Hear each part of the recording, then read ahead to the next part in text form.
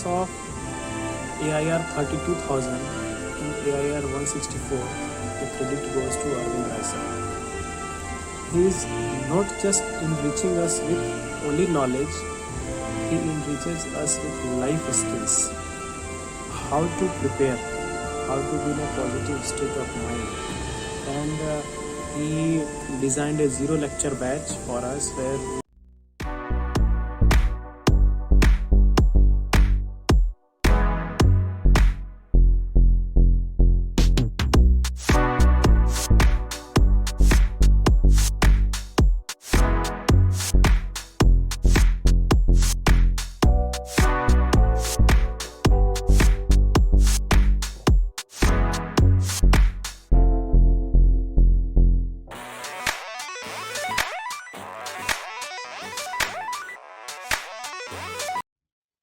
चलिए,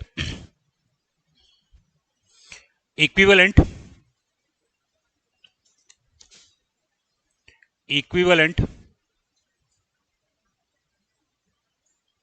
length of pipe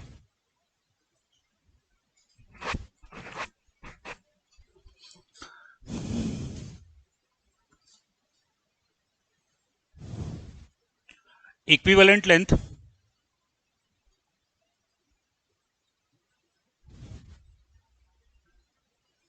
is the length of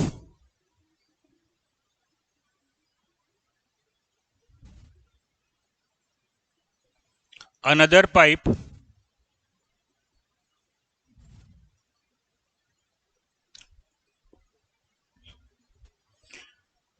which another pipe or pipe system or pipe system which transfer same discharge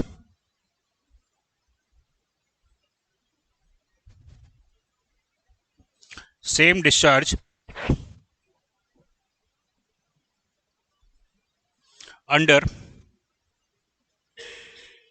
same available head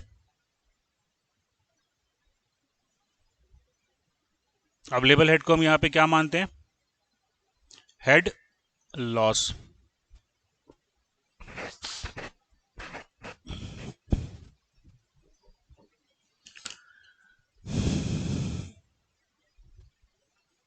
देखो, एक simple example से हम समझते हैं. Equivalent length की जब हम बात कर रहे हैं तो हमारे पास दो पाइप सिस्टम है, 1 and 2. मान लो मेरे पास में एक पाइप है जिसका डायमीटर पाइप 1 में मान लेता हूं, जिसका लेंथ L1 है और डायमीटर D1 है. करेक्ट है? ये मेरा ओरिजिनल सिस्टम हो गया. इसको मैं रिप्लेस करना चाहता हूं. I want to replace this pipe. Correct? I want to replace this pipe with pipe 2. Pipe 2 का मेरे को डायमीटर दिया हुआ है D2, that is equals to 2D1.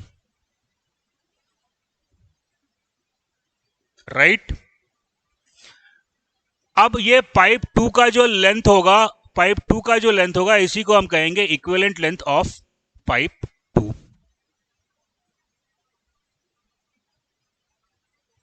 अब कंडीशन 1 और कंडीशन 2 दोनों में कॉमन चीज क्या है? पहले पाइप से भी मेरे को टोटल डिस्चार्ज Q मिलना चाहिए था, और पहले पाइप में भी जो हेड लॉस था वो HF था. करेक्ट है? दूसरे पाइप में भी मेरे को डिस्चार्ज मिलेगा Q, और हेड लॉस जो है वो HF ही होना चाहिए. Right? So what is the equivalent length of pipe 2? Let's find it out.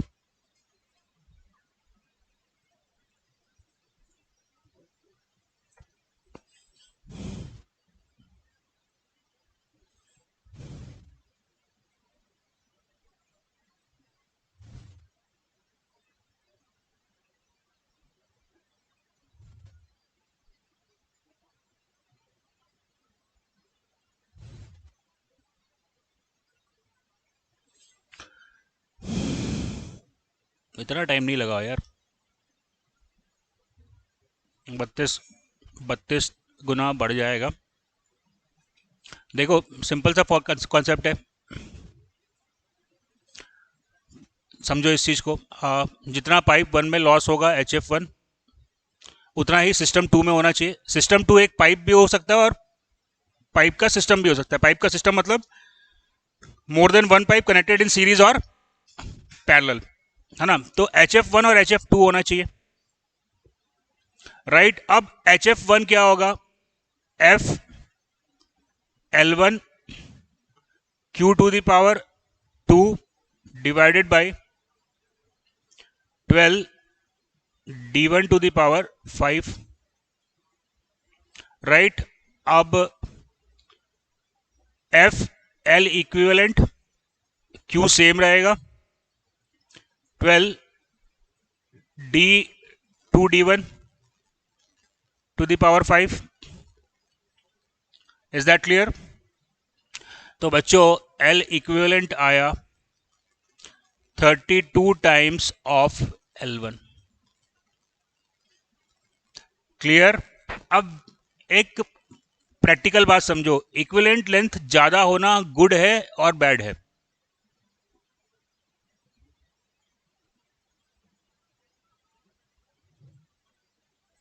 Equivalent length ज्यादा होना अच्छी बात है या कम बात है? कौन से पाइप सिस्टम को आप सेलेक्ट करोगे जिसका इक्विवेलेंट लेंथ कम है? अगर आपके पास ऑप्शन मिलता है, कौन से पाइप सिस्टम को आप सेलेक्ट करोगे जिसका इक्विवेलेंट लेंथ कम है या जिसका इक्विवेलेंट लेंथ ज्यादा है? हाँ, कम वाले को सेलेक्ट करोगे, वेरी गुड, ताकि कम पाइप खर्च हो। अरे प्रभु, लॉस बराबर हो रहा है ना, लॉस बराबर हो रहा है ना, करेक्ट है। मैं सेलेक्ट करूंगा उस पाइप को, अगर मेरे पास दोनों ऑप्शन दिए जाएं जिसमें पाइप 1 और pipe 2, I will select pipe 2 जिसका इक्विवेलेंट लेंथ ज्यादा है। कारण कारण समझो, छत के ऊपर लगी हुई है टंकी, करेक्ट है, यानी कि H कांस्टेंट हो गया, अवेलेबल हेड कांस्टेंट हो गया, करेक्ट है। तो दोनों पाइप 1 और पाइप 2 दोनों के लिए मेरा अवेलेबल हेड कांस्टेंट हो गया।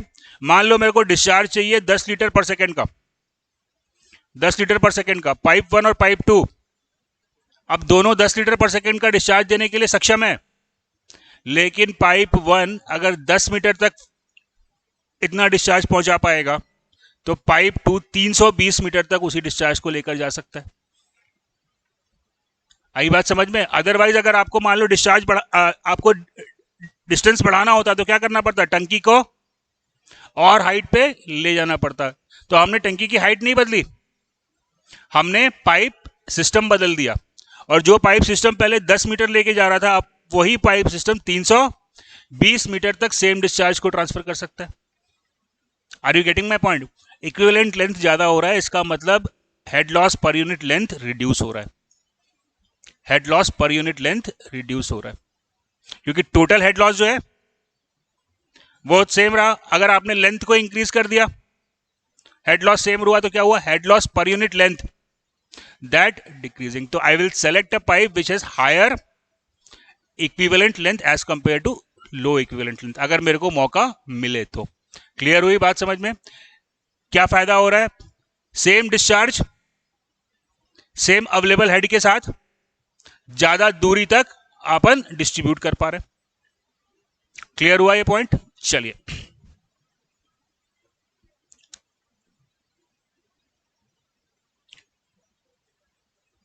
हाँ बोलो। अंडरग्राउंड पाइप मोटे होते हैं, हाँ। वहां पे गुजरात में पानी की दिक्कत थी, तो मोदी जी ने वहां जो पाइपलाइन लगाई है ना, वो इतनी मोटी है कि उसके अंदर से कार निकल जाती है। जितनी मोटी आप पाइप लगाओगे उतना आपका हेड लॉस का पर यूनिट कम होगा, सिंपल सी बात है ना। तो जितनी मोटी पाइप रहेगी, जितना अगर लॉन्ग डिस्टेंस पे अगर आपको वाटर को फ्लो करवाना है, तो पाइप का डायमीटर आपको जितना ज़्यादा हो सके उतना ज़्यादा रखना चाहिए, ताकि लॉस आपका कम होगा। Right done. A 30 centimetre diameter pipe of length 30 meter is connected in series to a 20 centimeter diameter pipe of length 20 meter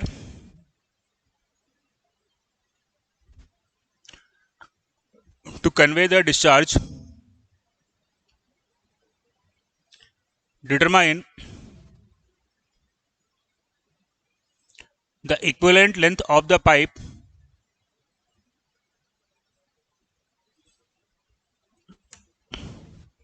determine the equivalent length of pipe of diameter 25 centimeter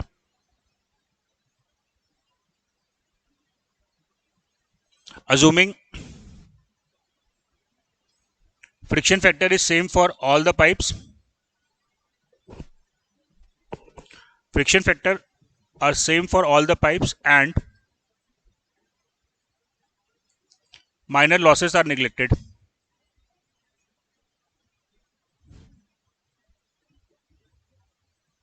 And minor losses are neglected.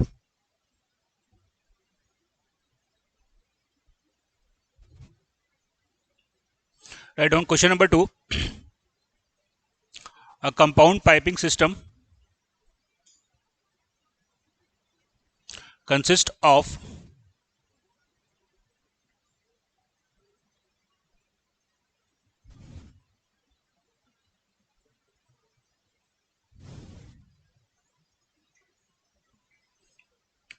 (1800 meter)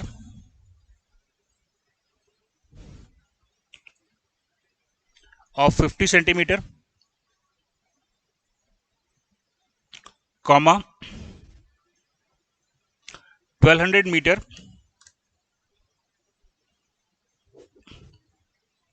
of 40 centimeter,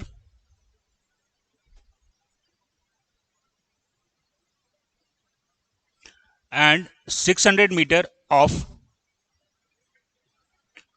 30 centimeter diameter pipes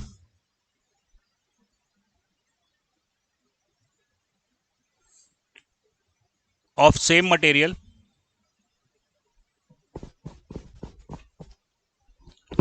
connected in series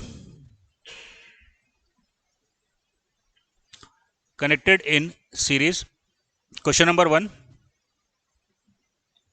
What is the equivalent length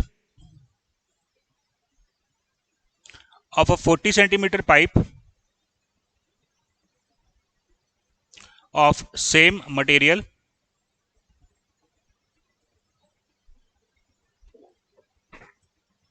Second, what is the equivalent size of 3600-meter long pipe? What is the equivalent size of 3600-meter long pipe? Third, if three pipes are connected in parallel instead of series,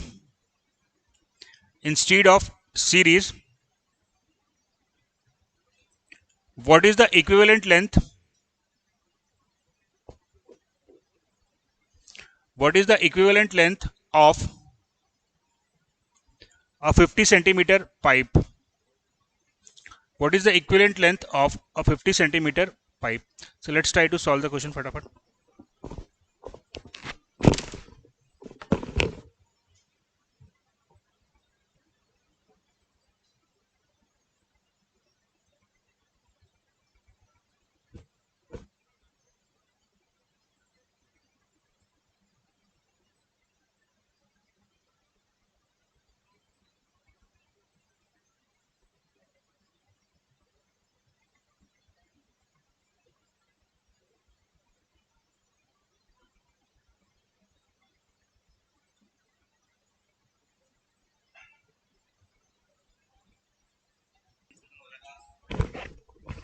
पहले का क्या answer आया? First का क्या answer आया? 70. Very good, हो गया बेटा सबका, ठीक है. सेकंड का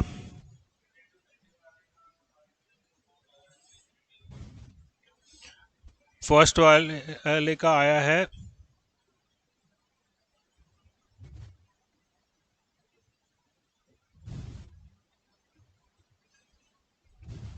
4318, करेक्ट है।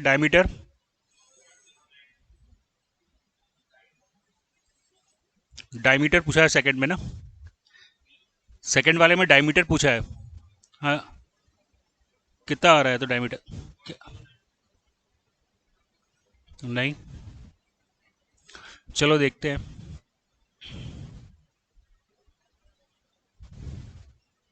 चलो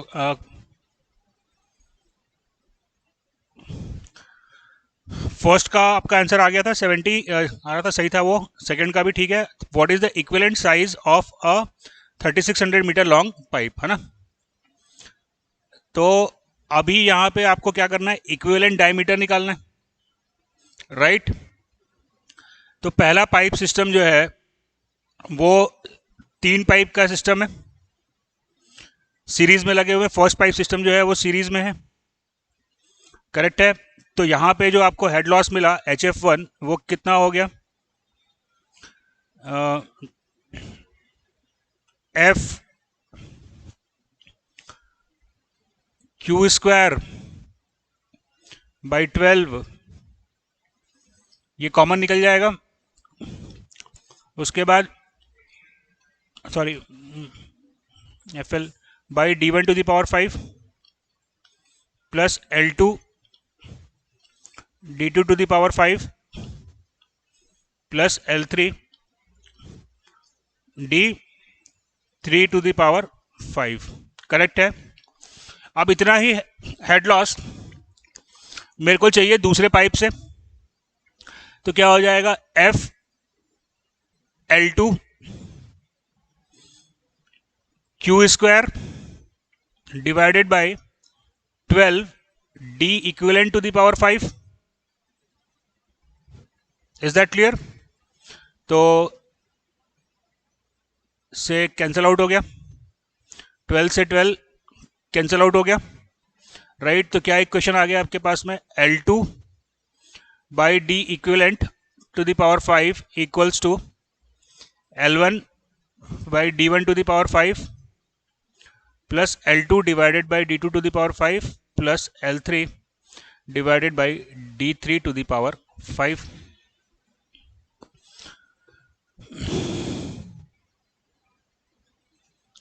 L2 आपको यहां पे क्वेश्चन में दिया हुआ है 3600 मीटर।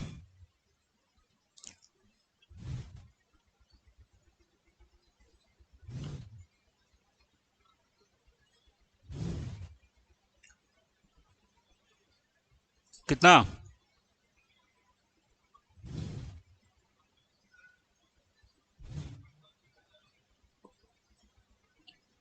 क्या कर रहे हो यार, 38.75 सेंटीमीटर आ रहा है, 57 सेंटीमीटर।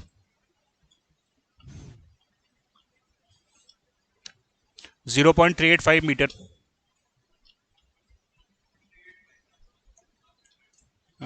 0.385 कैलकुलेशन में कैसे गलती कर रहे हो यार आप लोग इतना। चलो ध्यान दो। चलिए थर्ड पार्ट क्या हुआ बना, थर्ड पार्ट क्या कंफ्यूजन है बताओ।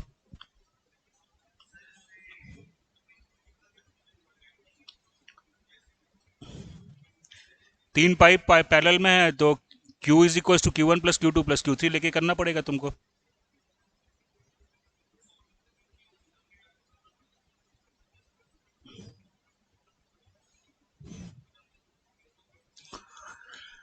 अरे मेरे भाई देख, तेरे को क्या बोल रहा है, 3 पाइप लगे हैं पैरेलल में।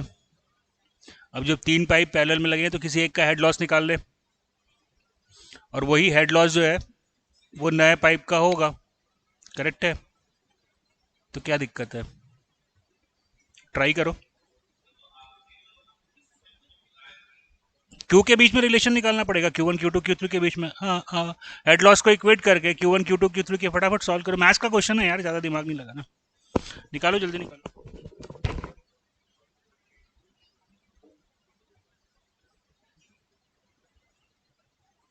377.3 मीटर। हो गया सबका? नहीं हुआ?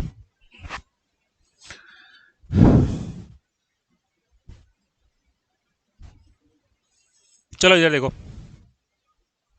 हाँ आ गया। अंकित तेरा सेकंड वाला कर रहा था, चलिए थर्ड वाला नहीं किया। देख सेकंड हिंट दे देता हूँ, कर लेना। डिस्चार्ज जो पैरेलल में डाल दिया है तो क्या होगा, Q1 plus Q2 plus Q3, correct है। अब Q1 Q2 Q3 में तुम रिलेशन निकाल सकते हो using HF1 equal to HF2 equals to HF3, right. तो यहां से तुमको रेशियो मिल जाएगा Q/Q1 का, और उसके बाद HF1 या HF3 को आप इक्वेट कर दोगे FL/Q² D⁵ से, राइट। तो यहां से आपका L इक्विवेलेंट जो है वो निकल जाएगा। This point is clear everybody. चलिए